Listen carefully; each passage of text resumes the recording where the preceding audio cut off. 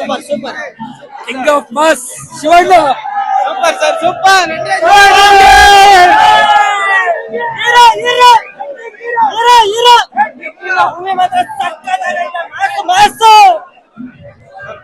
ಚೆನ್ನಾಗಿದೆ, ತುಂಬಾ ಚೆನ್ನಾಗಿದೆ.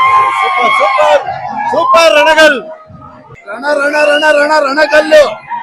ಶಿವಣ್ಣಂಗೆ ಒಂದ್ ಟೈಮಲ್ಲಿ ಉಪೇಂದ್ರ ಓಮು, ಜೋಗಿ ಪ್ರೇಮ್ ಜೋಗಿ, ನರ್ತನ್ನು ಮಪ್ತಿ ಭೈರತಿ ರಣಗಲಲ್ಲಿ ಒಂದು ಇದು ಹಿಸ್ಟ್ರಿ ಕ್ರಿಯೇಟ್ ಮಾಡಿದ್ರಲ್ಲ, ಆತರ ಒಂದು ಲೆವೆಲ್ ಹೊಂಟೋದ್ರು ಶಿವಣ್ಣ. ನಮ್ಗೆ ಯಾವತ್ತು ಕನ್ನಡದ ರಜನಿಕಾಂತ್ ಒನ್ನ ನೋಡಿ ಶಿವಣ್ಣ ಮಾತ್ರ, ಯಾರು ಬರಕ್ ಸಾಧ್ಯ ಇಲ್ಲ. ಎಲ್ಲ ಇಂಡಸ್ಟ್ರಿಯಲ್ಲೂ 60+ ಎಲ್ಲ ಇರೋದೇ ಇಬ್ರು. ಅದ್ರ ತಮಿಳ್ನಾಡಲ್ಲಿ ರಜನಿ, ಕನ್ನಡದಲ್ಲಿ ಶಿವಣ್ಣ ಮಾತ್ರ. ಇದುವರೆಗೂ ಇಡೀ ಸೌತ್ ಇಂಡಿಯಾ ಅಲ್ಲ, ಇಂಡಿಯನ್ ಸಿನಿಮಾ ಇಂಡಸ್ಟ್ರಿಲಿ ಕಣ್ಣಲ್ಲಿ ಆಕ್ಟ್ ಮಾಡೋ ಏಕೈಕ ಒಬ್ರು ಅಂದ್ರೆ ಅದು ನಿಜವಾದ ಕನ್ಸೋ ದೊಡ್ಡ ಮನೆ ಸಿಂಗಲ್ ಸಿನಿಮಾ ಶಿವಣ್ಣ ಮಾತ್ರ. ಯಾರ ಕೈಲೂ ಸಾಧ್ಯ ಇಲ್ಲ. ಅದು ಸೂಪರ್. ಮಬ್ದಿಗೆ ನೆಕ್ಸ್ಟ್ ಲೆವೆಲ್ ಇದೆ cinema. Hats off Narthan, hats off Shivanna.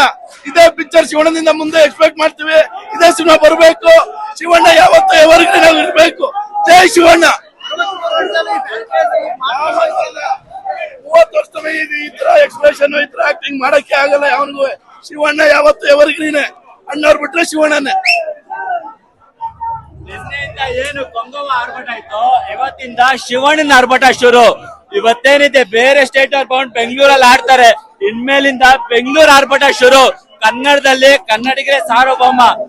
First ಎಲ್ಲ ಬರುತ್ತೆ, ಬೇರೆ ಇಂಡಸ್ಟ್ರಿಯಿಂದ ಕನ್ನಡದಲ್ಲಿ ಪೈಪೋಟಿ ಕೊಡೋದು ಇದ್ದೇ ಇರುತ್ತೆ. ಆದ್ರೆ ಕನ್ನಡದಲ್ಲಿ ಪೈಪೋಟಿ ಕೊಡೋರು ಒಂದು ಅಪ್ಪು ಬಾಸ್ ಇದ್ರು, ಅವ್ರಾದ್ಮೇಲೆ ಇವಾಗ ಶಿವಣ್ಣನೇ ಇರೋದು. ಒಂದು ತಮಿಳು ಇಲ್ಲ ತೆಲುಗು ಇಂಡಸ್ಟ್ರಿಗೆ ಆಪೋನೆಂಟ್ ಕೂಡ ಸಿನಿಮಾ ಅಂದ್ರೆ ಭೈರತಿ ರಣಗಲು. ನಿಜವಾಗ್ಲೂ ಹೇಳ್ತೀನಿ, ತುಂಬಾನೇ ಚೆನ್ನಾಗಿದೆ.